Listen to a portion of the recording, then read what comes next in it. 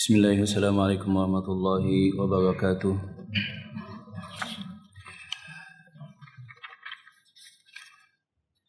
Innal hamdalillah nahmaduhu wa nasta'inuhu wa nastaghfiruhu wa na'udzu billahi min shururi anfusina wa sayyiati a'malina. May yahdihillahu fala mudilla lahu wa may yudlil fala hadiya lahu. Asyhadu an la ilaha illallah wahdahu la syarika lahu wa asyhadu anna Muhammadan 'abduhu wa rasuluhu salawatullahi wa salamuhu alaihi thumma amma ba'du.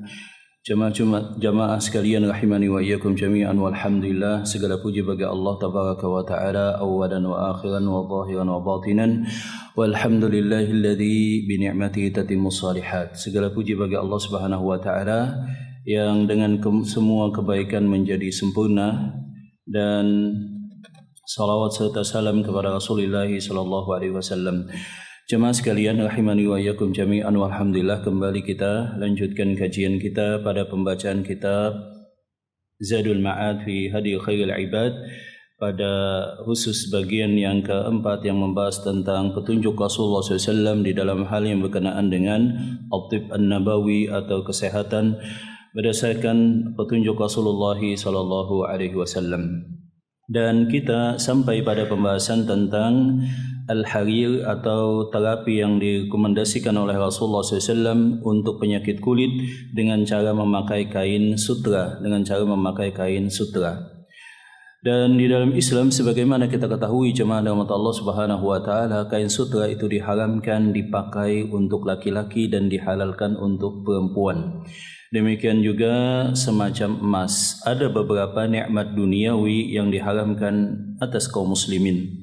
Dan sebelumnya memang Rasulullah SAW dalam hadisnya beliau menyatakan ad-dunya, bahwa dunia ini adalah sijnul mukmin, karena ada beberapa batasan diumpamakan oleh Rasulullah SAW sebagai sijin atau penjara bagi orang mukmin, penjara bagi orang mukmin.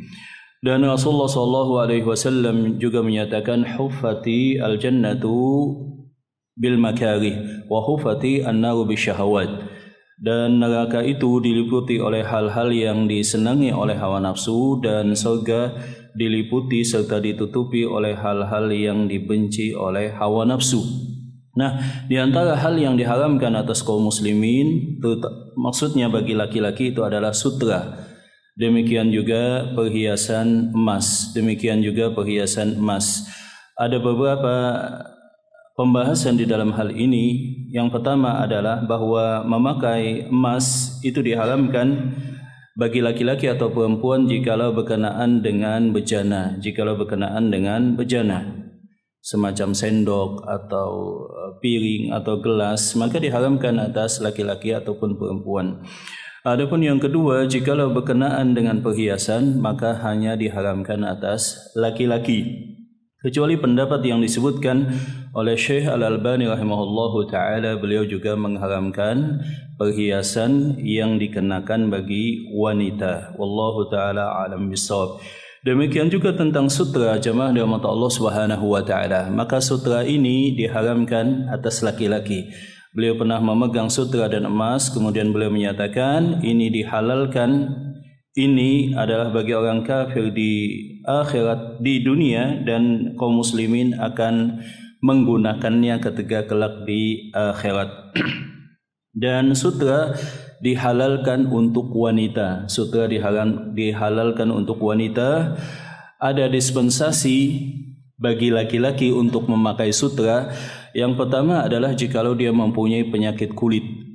Yang membutuhkan terapi dengan memakai kain sutra, sebagaimana nanti yang akan kita bahas. Yang kedua, jikalau tidak lebih daripada 4 jari, jikalau sedikit di satu pakaiannya dan tidak dominan, hanya sedikit saja 4 jari, maka itu dibolehkan pada pakaian laki-laki. Dan yang ketiga juga dibolehkan jikalau sutra sintetis, dihalalkan atas laki-laki untuk memakai sutra sintetis. Demikian juga dihalalkan bagi wanita untuk memakai sutra sebagai selimut, misalkan sebagai bantal, dan tetap diharamkan atas laki-laki, wallahu taala a'lam bissawab. Naam, kita bacakan pembahasan yang disebutkan oleh Al-Imam Ibnu Qayyim rahimahullahu taala. Faslun fi hadihi fi ilaji hikkati al-jismi wa ma yatawalladu al-qamlu wa ma yuwallidu al-qamlu. Pasal pembahasan tentang petunjuk Rasulullah SAW pada terapi penyembuhan gatal yang ada di kulit dan hal-hal yang disebabkan oleh kutu dan yang semacamnya. Wa fi sahihaini min hadisi Qatadah an Anas bin Malik qala rakhasa Rasulullah SAW li Abdurrahman bin Auf wa Zubair bin al-Awwam radhiyallahu ta'ala anhu fi lubsil hariri li hikkatin kanat biha.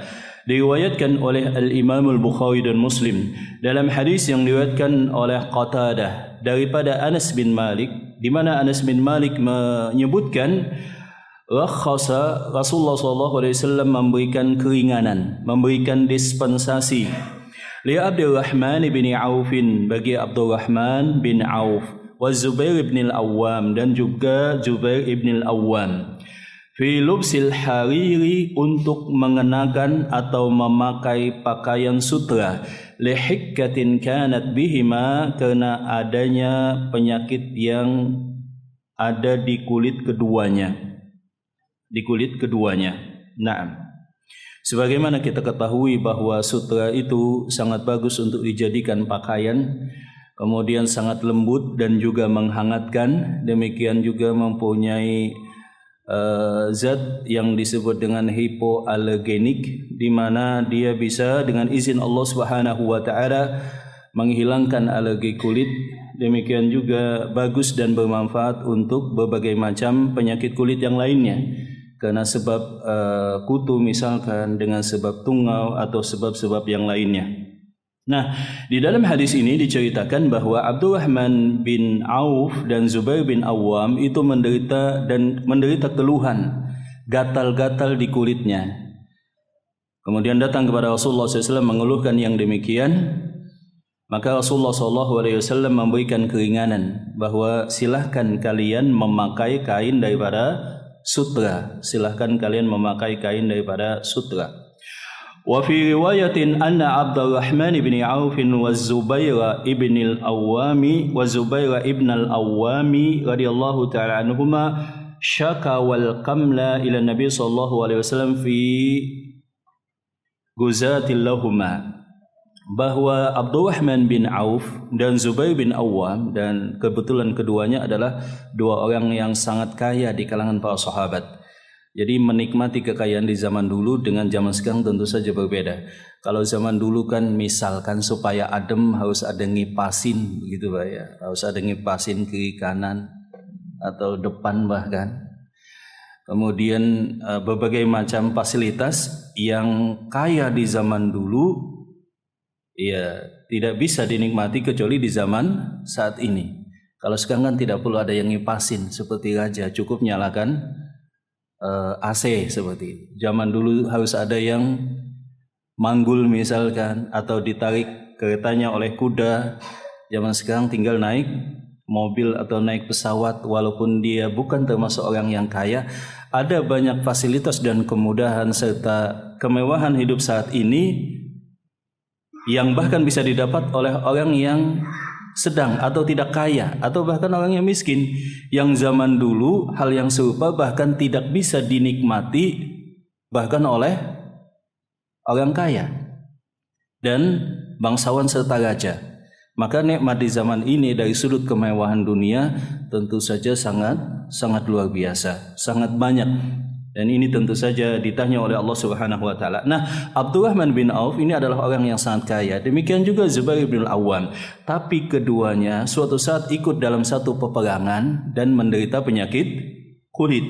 Dan di zaman itu telah mafhum dan diketahui oleh para sahabat bahwa terapi sakit kulit itu kalau memakai pakaian yang terbuat daripada kain sutra. Farakhasa lahuma fi qumusil hariri wa ra'aituhu alaihima. Maka kata Anas bin Malik, Rasulullah SAW memberikan dispensasi khusus keduanya untuk memakai pakaian daripada sutra, dan aku melihat keduanya berbeda dibanding para sahabat yang lain memakai kain sutra. Ya, kain sutra itu kan kesannya memang mewah begitu ya. Kesannya memang mewah, berkilau, kemudian halus, dan harganya juga mahal. Hadzal hadits yata'allaqu bihi amrani ahaduhuma fiqhiyyun wal akharu tibbiyyun. Maka hadis ini hadis tentang dispensasi Rasulullah SAW memberikan kepada Abdurrahman bin Auf dan Zubair bin Awam ini mempunyai dua bahasan. Bahasan yang pertama adalah dari sudut fikih, kata Imam Ibnu Qayyim, dan bahasan yang kedua dari sudut kesehatan. Yang pertama kali yang kita bahas, kata Imam Ibnu Qayyim dalam kitab ini, dari sudut fikih. Falladhi istaqarrat alaihi sunnatuhu ibahatul hariri lin-nisa'i mutlaqa. Maka satu hal yang disepakati oleh para ulama dari semua madhab, bahwa para ulama membolehkan berdasarkan hadis-hadis yang sangat banyak bahwa sutra dihalalkan dipakai untuk kaum wanita secara mutlak. Wa tahrimuhu 'ala rijali illa li hajatin aw maslahatin rajihatin. Dan para ulama juga sepakat dari semua mazhab bahwa sutra itu diharamkan atas laki-laki, diharamkan dipakai untuk laki-laki, kecuali tadi kalau sedikit 4 jari, kecuali jikalau itu sebagai terapi sakit kulit, kecuali jikalau itu sentitis misalkan. Itu beberapa pengecualian. Fal hajatu imma min syiddatil baradi wala yajidu ghairahu. Dan hajat di sini mungkin saja karena sebab penyakit atau sebab karena tidak ada pakaian jenis lain. Ada satu kondisi misalkan dia tidak punya pakaian saat itu, keadaan khusus kecuali sutra misalkan, atau dalam kondisi yang sangat dingin misalkan, dingin yang ekstrim misalkan, yang tidak bisa dihangatkan badannya kecuali dengan sutra misalkan saja demikian, kata Imam Ibnu Qayyim. Maka yang demikian adalah kasus di mana seorang laki-laki diperbolehkan untuk memakai sutra sebagai pengecualian. Wa minha libasuhu lil harbi. Dan di antara pengecualian yang lain adalah memakainya untuk al-harbi. Al-harbi itu terjemahannya adalah perang, tetapi kemungkinannya sebagian cetak yang menyebutkan perkataan Ibnu Qayyim bahwa dibolehkan memakai sutra dalam kondisi al-harbi atau perang, itu kemungkinannya adalah salah cetak.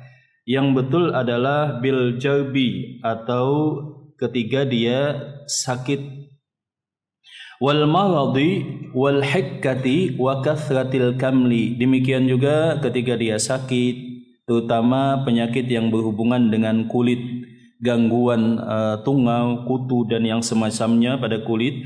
Kama dalla alaihi hadithu Anasi hadza as-sahih, sebagaimana yang disebutkan dalam hadis yang diriwayatkan oleh Anas bin Malik yang kita sebutkan ini.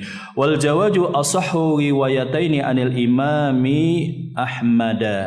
Dan yang betul adalah bahwa berdasarkan riwayat dan yang menjadi pendapat al-Imam Ahmad dan juga al-Imam Syafi'i, idzil aslu adamu takhsisi, bahwa hukum asalnya tidak ada penghususan. Kita lihat tadi dalam hadis Anas bin Malik, datang Abdurrahman bin Auf dan juga Anas bin Malik, keduanya mengeluhkan tentang penyakit kulit, maka Rasulullah SAW memberikan dispensasi untuk keduanya. Memang ada sebagian para ulama, dan ini sedikit, yang menyatakan itu hanya khusus keduanya, yakni Abdurrahman dan Zubair bin Awam, maksud saya Abdurrahman dan Zubair bin Awam. Akan tetapi pendapat para ulama yang lainnya secara dominan menyatakan Abdurrahman bin Awam dan Abdurrahman bin Auf maksudnya, dan Zubair bin Awam itu hanya kasus saat itu. Yang menjadi faedah adalah intinya boleh bagi laki-laki dalam kasus yang sama. Wa rukhsatu idza sabatat fi haqqi ba'dil ummati li ma'nan ta'addat ila kullin man wujida fihi dzalika al-ma'na. Maka satu kaidah yang telah sabit di kalangan para ulama, jikalau ada satu pengecualian diberikan kepada satu sahabat, itu bukanlah kasuistis khusus sebatas itu, tetapi itu juga berlaku bagi semua kaum muslimin yang mempunyai kasus yang sama. Ini sebuah kaidah yang sangat penting, bahwa ketika Rasulullah SAW memberikan pengecualian hukum kepada satu sahabat karena satu kondisi khusus, berarti itu tidak berlaku hanya khusus bagi sahabat tersebut. Itu juga berlaku bagi kaum muslimin yang mempunyai kesamaan kasusnya sama. Walaupun di sini memang ada beberapa perbedaan pendapat, saya telah menyebutkan sekilas. Di antara kasus yang unik adalah kasus Abdurrahman bin Auf, ya, mempunyai seorang budak laki-laki yang dimerdekakan yang bernama Abu Hudzaifah, maksud saya. Itu mempunyai seorang budak laki-laki yang telah dewasa yang dimerdekakan dan menjadi pembantu di rumah Hudzaifah ibnul Yaman. Dan Salim saat itu sudah remaja. Rasulullah SAW ditanya oleh Hudzaifah ibnul Yaman, bagaimana dengan Salim? Tinggal bersama kami, demikian juga bercampur bersama wanita pada keluarganya Hudzaifah. Maka rekomendasi Rasulullah SAW disusui saat itu, dikasih ASI.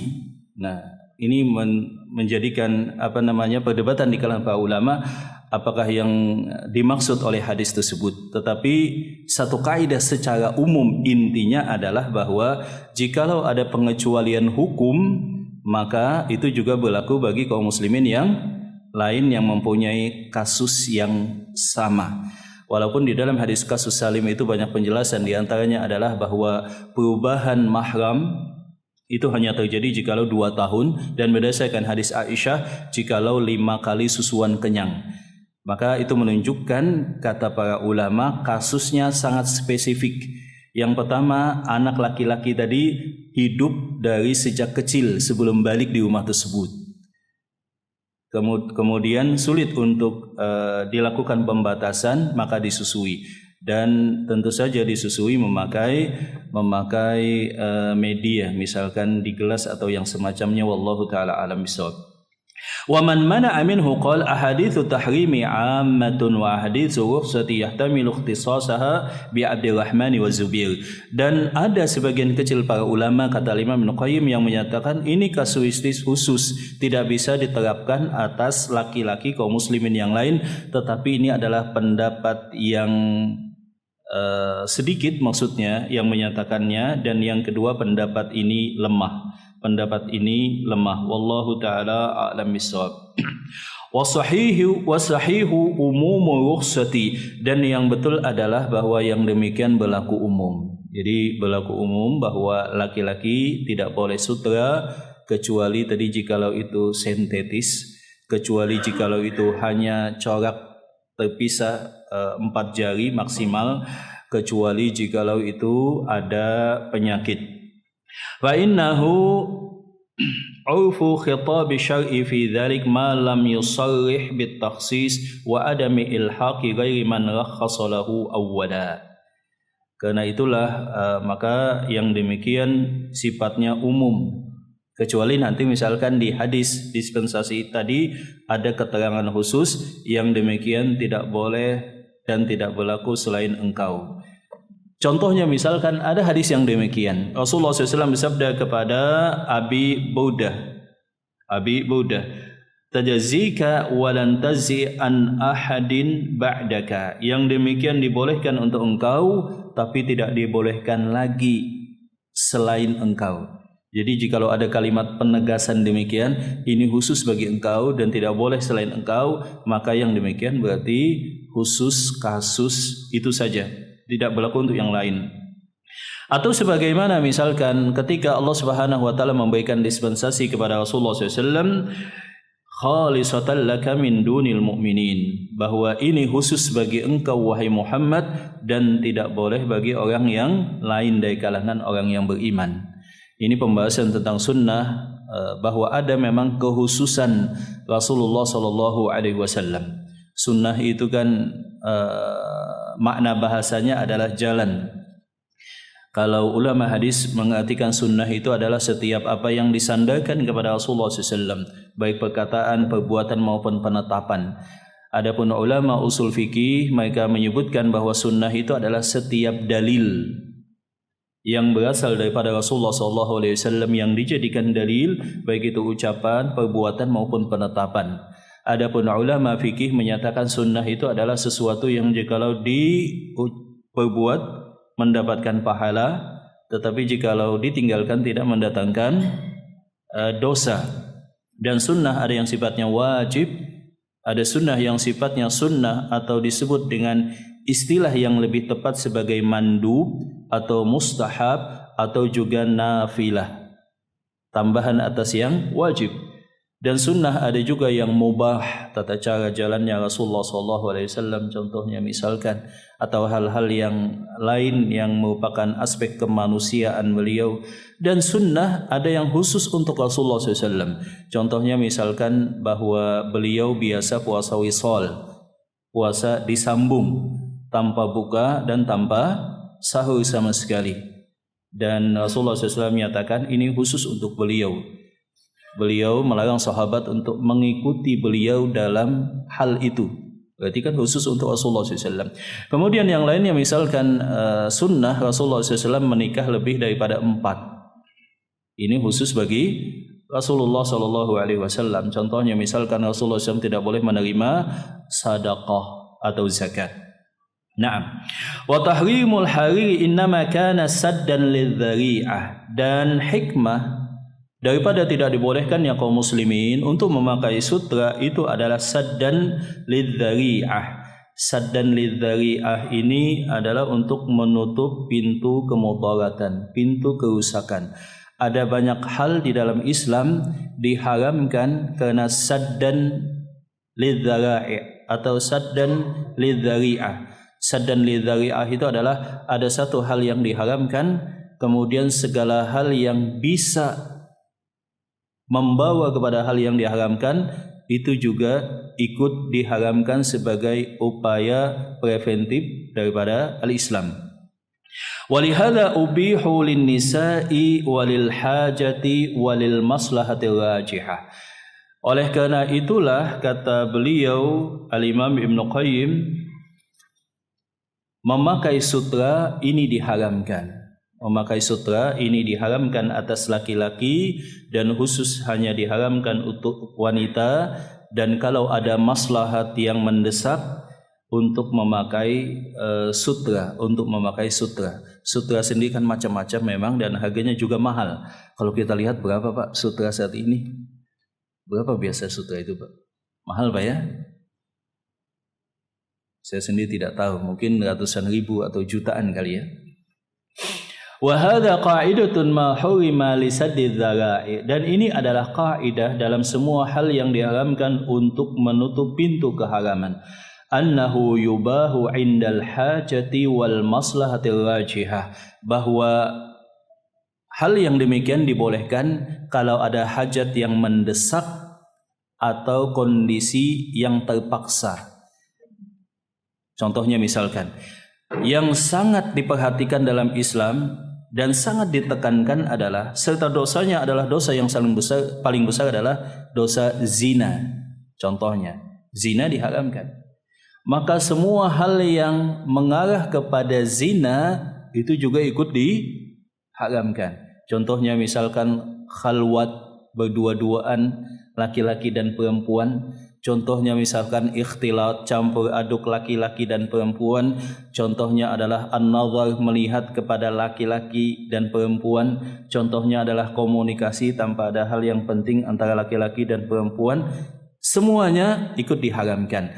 Nah, semua hal yang menjadi ikutan dan diharamkan untuk supaya tidak mendekat kepada zina dan berdasarkan kaidah-kaidah yang lainnya itu menjadi dihalalkan kalau ada maslahat yang mendesak atau ada kondisi yang sifatnya memaksa atau ada kondisi yang memaksa. Contohnya misalkan seorang wanita berobat, tidak ada dokter laki-laki, maka tidak ada dokter perempuan, maka boleh dengan dokter laki-laki. Contohnya misalkan ada banyak contoh-contoh yang lainnya. Dan ini pembahasan tentang sad ad-dzari'ah. Apa yang diharamkan karena menutup dan supaya tidak mendekat kepada satu dosa yang diharamkan, maka semua wasilahnya juga diharamkan dan semua wasilah tadi menjadi halal kalau ada hal yang mendesak atau sifatnya darurat atau ada maslahat yang lebih kuat. Wa ubiha minhu ma tad'u ilayhi al-hajatu wal maslahatu rajih wa kama hurimat tanaffulu bis salati fi awqatin nahyi. Sebagaimana contohnya misalkan kata Imam Ibnu Qayyim diharamkan salat di waktu yang diharamkan. Ya, setelah salat subuh, kemudian sesudah salat asar dan saat matahari tepat di atas kepala. Saddan lidzari'ah, karena supaya jangan menyerupai praktik ibadah mereka yang beribadah kepada matahari. Saat matahari terbit, saat matahari tenggelam, maka itu juga ikut diharamkan kaum muslimin. Saat matahari terbit, saat matahari tenggelam, ikut diharamkan karena menutup wasilah tadi. Dan kalau ada hajat maka menjadi dibolehkan atau jikalau ada pengecualian. Wa ubihat lil maslahati rajih kama hurima ribal fadli saddan lidzari'ah riban nasi'ah. Sebagaimana diharamkan juga riba al-fadl. Sebab riba itu ada dua, ada riba fadl dan ada riba nasi'ah. Riba fadl itu jikalau kan komoditi ribawi itu ada 6 beserta kiasnya, yaitu emas, perak, kemudian juga gandum, kemudian juga korma, kemudian juga garam. Nah, jikalau emas dan perak pada satu klasifikasi tadi ditukarkan dengan jenis makanan, maka dibolehkan dengan cara apapun, lebih salah satunya atau pembayaran tertunda. Jikalau sama jenis emas dengan emas, perak dengan perak, maka wajib sama dan wajib tunai. Jikalau lintas klasifikasi tadi, ada klasifikasi mata uang dan alat tukar, ada klasifikasi makanan, maka jikalau lintas dibolehkan dengan cara apapun. Jikalau satu klasifikasi lintas jenis emas dengan perak, maka hanya wajib tunai dan boleh beda. Dan di sini pembahasan para ulama sedikit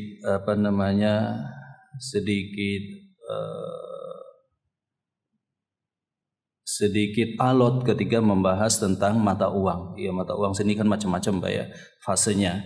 Ada fase di mana dilakukan jual beli barter, ada fase kemudian emas dan perak fisik, ada kemudian emas fisik ditinggalkan menjadi gold standard, kemudian gold standard juga ditinggalkan sehingga menjadi fiat money, uang kertas saat ini, kemudian fiat money juga dirasakan sudah ketinggalan zaman, maka kemudian muncullah uang digital semacam untuk kemudian ada e-money, kemudian e-money terasa sangat spesifik, penggunaannya sangat terbatas, maka muncul lagi, dan karena keluhan sentralisasi muncul lagi cryptocurrency misalkan. Kemudian cryptocurrency dirasa tidak aman karena berbagai pihak bisa mengeluarkan, maka muncul lagi saingan dari bank sentral mengeluarkan CBDC misalkan, Central Bank Digital Currency. Nah, kata para ulama bahwa yang demikian itu menjadi pengecualian.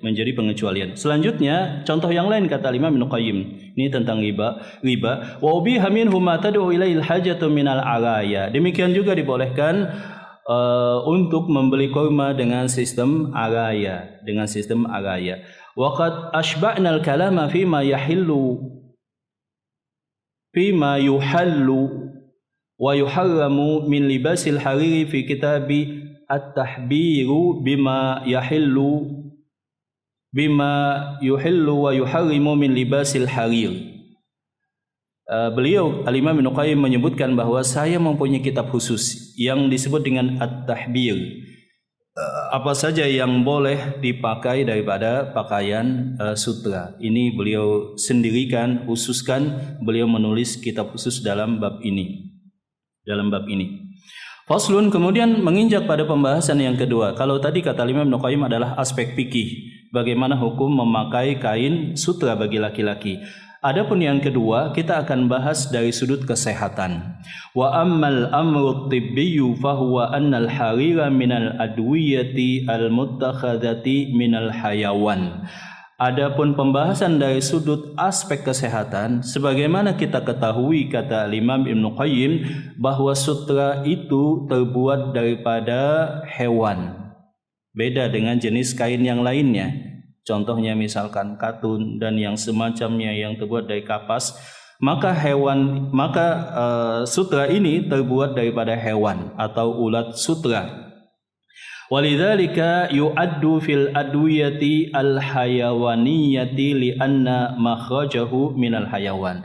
Dan itu termasuk dalam terapi pengobatan yang berasal daripada hewan, Wa huwa katsirul manafi'i jalilu al-mawqi'. Dan kain sutra ini mempunyai banyak faedah. Tadi ada zat hipoalergenik di dalamnya, sehingga bisa dengan izin Allah meringankan dan menyembuhkan sakit gatal. Kemudian juga sangat halus di kulit, terasa sangat nyaman. Kemudian juga menghangatkan badan dan bisa menjadikan kulit halus dan awet muda, konon katanya. Beberapa catatan pada kejadian di zaman dulu, banyak bangsawan kerajaan Cina itu menggunakan sutra sebagai terapi saat mereka tidur malam. Jadi saat tidur malam selimutnya itu pakai apa Pak? Sutra, supaya kulitnya jadi apa istilah kita saat ini? Jadi glowing mungkin, awet muda, jadi cantik, seperti itu. Bahkan didapatkan catatan keluarga-keluarga kerajaan Cina itu bantalnya, selimutnya, spraynya itu semuanya daripada sutra. Kalau kita kan nggak boleh. Yang boleh bagi siapa Pak? Perempuan. Berarti kalau keluarga perempuan, misalkan istri ingin pakai bantal dan spray sutra, berarti suaminya nggak boleh tidur di situ. Ya.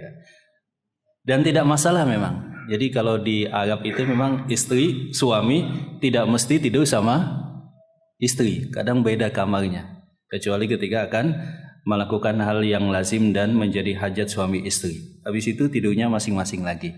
Jadi kalau istri ingin sutra, bantalnya, spraynya, seliputnya nggak masalah. Dan itu ternyata bagus, ya, mempunyai khasiat untuk kulit dan bisa meremajakan kulit dan menghaluskannya. Wallahu taala a'lam bishawab. Selanjutnya, wa min khasatihi taqwiyatu al-qalbi wa tafrihuhu. Dan di antara khasiatnya, kata Imam Ibnu Qayyim, efek psikologis orang yang memakai sutra itu psikologinya lebih senang. Dia menjadi semacam bahagia, seperti itu. Wa taqwiyatul qalb, dan menumbuhkan optimis, perasaan senang dalam hati. Wa naf'u min katsir min amradihi wa min ghalabati al-mirrati sauda wal adwa al-hadithati anha. Dan yang demikian juga bisa mengobati berbagai macam penyakit. Bahkan sebagian menyebutkan juga bisa meringankan penyakit asma. Harun yabisun fid darajatil ula. Sifat daripada sutra itu adalah panas dan kering pada derajat yang pertama. Sebagian menyebutkan harun ratbun fiha. Yang lain menyebutkan itu panas tetapi lembab. Yang lain menyatakan pertengahan. Ini tentang pembahasan di zaman dulu ada zat ada penyakit, ada obat yang sifatnya panas, ada yang dingin, ada panas lembab, ada panas kering dan selanjutnya. Kana mu'tadilul hararati fi mijajihi musakhinan lil badan wa rubbama baradal badana bitasminihi iyahu. Jadi itu bisa menghangatkan badan, sutra. Qala al-Ghazi al-ibrisam askhanu minal kattan wa abradu minal qatan yurabbi al-lahma. Kata Al-Imam Al-Ghazi bahwa pakaian yang terbuat daripada sutra itu lebih hangat daripada pakaian yang terbuat daripada kapas. Lebih hangat daripada pakaian yang terbuat dari kapas. Dan kalau kita ketahui kan memang banyak jenis-jenis kain, ada belasan, dan salah satu yang paling mewah itu adalah sutra tadi. Dan sutra ini bisa meremajakan kulit, kata beliau. Wa kullu libasin hasyanin fa innahu yahzulu wa yusallibu basyarata wa bil aksi. Dan demikianlah setiap penyakit setiap pakaian yang kasar, kata beliau, itu tidak mengenakan di badan dan bisa mengeraskan kulit. Sebaliknya setiap pakaian yang halus dan menghangatkan itu akan bisa menghangatkan badan dan juga menghaluskan kulit. Qultu wal malabisu salasatu aqsam. Maka kata Imam Ibnu Qayyim, pakaian itu ada 3 macam hubungannya dengan menghangatkan badan. Qismun yusakhinul badana wa yudaffi'uhu. Ada di antara pakaian yang bisa memanaskan badan dan menghangatkannya. Wa qismun yudafihu wa la yusakhinuhu. Dan ada pakaian yang hanya menghangatkan tapi tidak sampai memanaskannya. Wa qismun la yusakhinuhu wa la yudafihu. Dan ada yang tidak bisa menghangatkan dan tidak bisa memanaskan. Jadi ternyata pakaian juga macam-macam, Mbak ya. Makanya pakaian mereka yang berada di daerah dingin, kutub, berbeda dengan pakaian yang di daerah tropis. Berbeda juga dengan mereka yang berada di daerah panas misalkan. Walaysa hunaka ma yusakhinuhu wa la yudafihu. Id ma yusakhinuhu fahuwa aula bidaf'atihi. Ya, kemudian beliau membahas selanjutnya. Wa kullu libasin amlasin saqilin fa innahu aqallu iskhanan lil badan wa aqallu aunan fi tahalluli ma yatahallalu minhu wa ahra ayyul basa fi sayfi wa fil biladil harati. Demikianlah kata beliau, intinya masing-masing musim itu ada pakaian khusus dan masing-masing tempat dengan karakteristik yang berbeda itu ada pakaian yang lebih cocok. Walamma kanat thiyabu al-hariri kadzalika wa lubsi fiha syai'un minal yabasi wal khusunatil kain fi ghairihima sarat nafi'atan minal hiqqah. Maka dengan demikian pakaian sutra, kata beliau, itu bermanfaat untuk penyakit kulit. Idzil hiqqatu la takunu illa an hararatin yabisin wa khusuna. Sebab gatal umumnya, kata beliau, muncul karena sebab panas. Karena sebab panas dan kekeringan yang terjadi pada kulit, sehingga kulit menjadi kering dan kemudian pecah-pecah, kemudian terjadi gatal.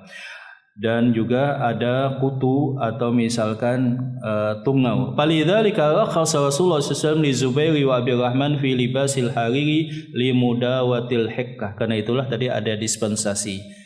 Dan para ulama sebagai catatan ternyata membedakan dispensasi ini. Ada 2 pembahasan memang. Pembahasan yang pertama, mayoritas para ulama membahas dispensasi hal yang diharamkan hanya pada makanan dan tidak pada obat penyembuh. Misalkan seseorang kelaparan, ya kan, di hutan, nggak ada makanan lain kecuali yang ada adalah babi. Para ulama sepakat untuk mengamankan nyawanya supaya dia tidak mati kelaparan, maka dia boleh makan babi tadi. Tetapi hal yang serupa tidak boleh untuk pengobatan. Jadi misalkan seseorang pengobatannya dengan babi, zat dari babi, dan musibahnya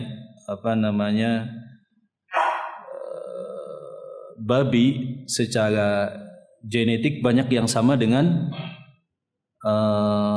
manusia sehingga banyak kecocokan, ya kan? Banyak zat dalam babi itu cocok untuk tubuh manusia untuk pengobatan, dan ini salah satu godaan dan tantangan mungkin. Maka para ulama membedakan antara darurat dan terdesak untuk makan mempertahankan hidup dengan darurat untuk dijadikan obat penyembuh. Mayoritas para ulama membedakan. Untuk makan diwajibkan, maksudnya kita sudah tahu akan wafat, akan meninggal, mati kelaparan, yang ada adalah babi, maka babi tadi harus dimakan sekedar batas untuk menyelamatkan nyawa. Tapi hal yang serupa tidak boleh dan tidak berlaku kalau obat. Misalkan dokter merekomendasikan, Pak, Bapak ini sakitnya satu-satunya kasus hanya diobati dengan obat fulan. Nah, obat tersebut berasal daripada babi. Nah, para ulama membedakan kasus ini, mayoritas para ulama. Tetapi ada juga para ulama berdasarkan kasus Abdurrahman bin Auf dan Zubair bin Awam, di mana beliau memberikan dispensasi pada sutra, bahwa daruratnya menyelamatkan nyawa dari kelaparan itu sama hukumnya dengan pengobatan. Jikalau tidak ada satu-satunya kecuali dengan zat yang diharamkan, maka sebagian para ulama membolehkan analoginya dengan kasus yang sedang kita bahas ini, yaitu sutra. Wallahu ta'ala a'lam bishawab. Kemudian jemaah dirahmati Allah Subhanahu wa taala,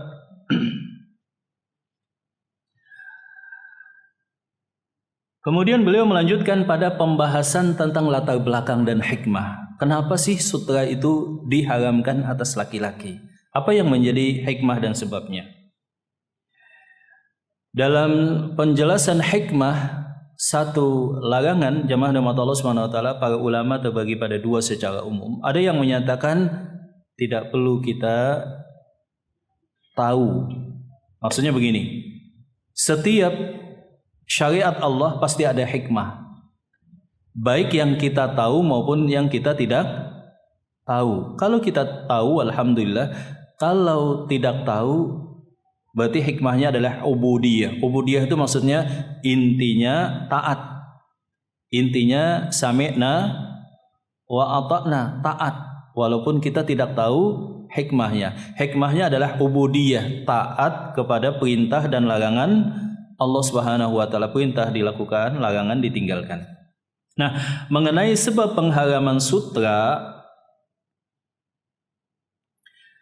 sebagian para ulama menyebutkan, kata Al-Imam Ibnu Qayyim, bahwa hikmahnya adalah supaya jiwa itu menahan diri daripada hal-hal yang berlebih-lebihan dalam hal kemewahan dunia.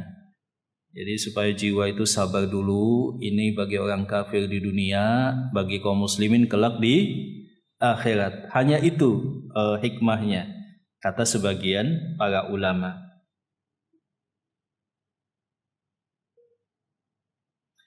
Sebagian yang lain menyatakan bahwa hikmahnya supaya tidak menyerupai wanita. Wanita itu kan senang keindahan, senang perhiasan, maka dibolehkan emas dan sutra. Laki-laki diharamkan menyerupai wanita, maka laki-laki supaya tidak serupa dengan wanita tidak boleh memakai sutra. Seperti itu maksudnya, supaya tidak sama dengan wanita. Dan telah saya sebutkan dan kita ketahui bahwa laki-laki itu harus dididik dengan laki-laki yang menumbuhkan maskulin, dan wanita harus dididik dengan sifat-sifat feminin.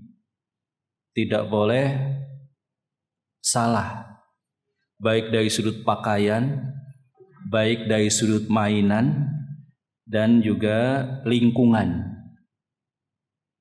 Kesalahan dalam pendidikan yang seperti ini menyebabkan disorientasi psikologi dan juga seksual. Seperti itu, bahaya. Nah, selanjutnya wa minhum man qala hurima lima yuwarithuhu minal fakhri wal khuyala'i wal ujabi. Sebagian para ulama yang lain menyatakan hikmahnya adalah supaya kaum muslimin itu tidak sombong dan tidak angkuh serta takjub dengan kemewahan yang dia kenakan serta pakai. Namanya sutra itu kan dari jauh juga kelihatan beda, Pak ya. Kilau gitu ya, apalagi kena cahaya, berkilau. Kemudian sangat halus dan lembut, ketahuan bahwa itu pakaian yang mahal. Nah, diharamkan di dalam Islam. Hikmahnya sebagian para ulama menyebutkan supaya kaum muslimin tidak jatuh pada sifat apa tadi? Sombong. Sebab sombong ini memang diharamkan. La yadkhulul jannah man kana fi qalbihi mithqalu dzarratin min kibr. Tidak akan masuk surga seseorang yang dalam hatinya ada sifat sombong walau sekecil apapun. Wa minhum man qala hurima lima yuwarithu mulabasatuhu lil badani minal unuthiyati wat takhnisi wa didda syahamati wa rujulat. Nah, ya sampai di sini. Oh ya, ya jamaah mungkin sampai di sini kajian kita. Semoga bermanfaat. Barakallahu fikum. Subhanakallahumma rabbana wa bihamdika asyhadu an la ilaha illa anta astaghfiruka wa atubu ilaik. Wa akhiru da'wana alhamdulillahi rabbil alamin. Assalamualaikum warahmatullahi wabarakatuh.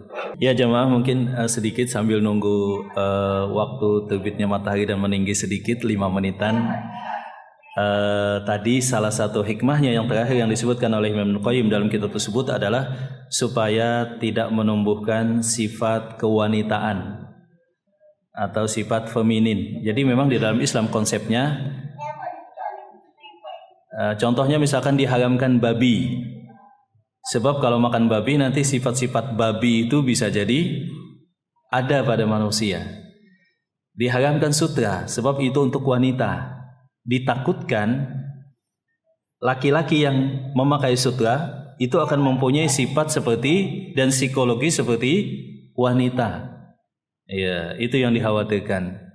Hikmahnya salah satunya. Jadi itu hikmah yang disebutkan oleh para ulama, maka kaum muslimin tidak boleh memakai sutra bagi laki-laki. Mungkin tanya jawab sedikit jamaah supaya pas waktunya. Ada pertanyaan mungkin berkenaan dengan sutra ini jamaah? Silakan. Ada pertanyaan?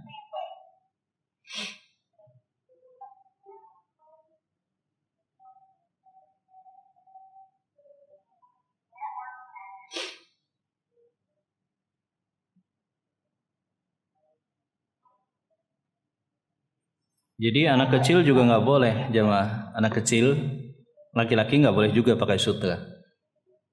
Anak kecil perempuan boleh. Dan yang dibolehkan tadi sebanyak apa? 4 jari. Berarti segini boleh. Atau juga sintetis misalkan. Sutra sintetis. Sebagian menyebutkan ciri untuk membedakan sutra itu kan sebagaimana lazimnya karena mahal, ada yang asli, ada yang palsu sintetis. Sebagian menyebutkan kalau dibakar hangus hitam dan ada bau hangus berarti itu palsu begitu ya. Sebagian menyebutkan kalau diletakkan cincin kemudian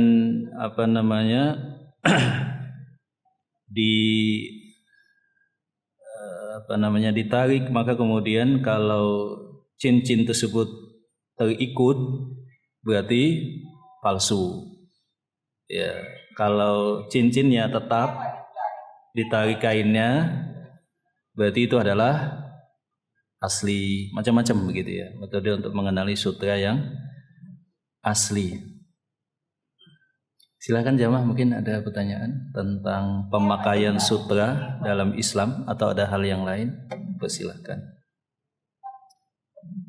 Ini kan musim haji Pak ya, sudah mau berangkat. Saya kemarin telah menyebutkan bahwa yang lebih tepat sebetulnya kota haji itu diubah sistemnya.